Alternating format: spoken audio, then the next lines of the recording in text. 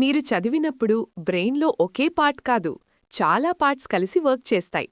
మీ eyes, visual cortex, words చూడ్డానికి, language areas మీరు చదివేది అర్థం చేసుకోవడానికి, మెమరీ పార్ట్, హిప్పోకాంపస్, పాస్ట్ నాలెడ్జ్తో కనెక్ట్ అవ్వడానికి, thinking part, prefrontal cortex analyse చేయడానికి పనిచేస్తాయి.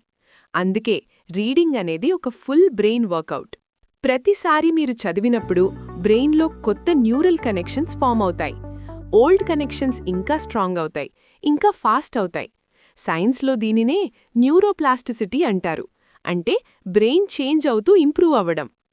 రీడింగ్ వల్ల మీ బ్రెయిన్ థింగ్స్ రిమెంబర్ చేయటం, ఐడియాస్ని ఆర్డర్లో ఫాలో అవ్వడం, డిస్ట్రాక్షన్స్ లేకుండా ఫోకస్ చేయడం నేర్చుకుంటుంది. దీంతో మెమరీ స్ట్రాంగ్ అవుతుంది, అటెన్షన్ ఇంప్రూవ్ అవుతుంది.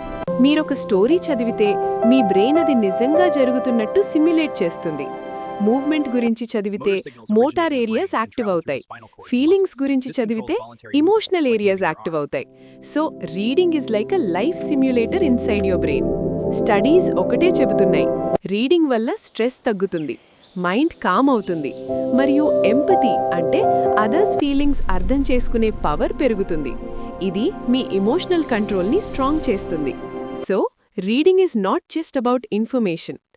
రీడింగ్ మీ బ్రెయిన్ని బిల్డ్ చేస్తుంది, మీ థింకింగ్ని షార్ప్ చేస్తుంది, మీ మైండ్ని స్ట్రాంగ్ చేస్తుంది. That is the real power of reading. రోజుకు జస్ట్ 10 minutes చదవండి. Your brain will thank you.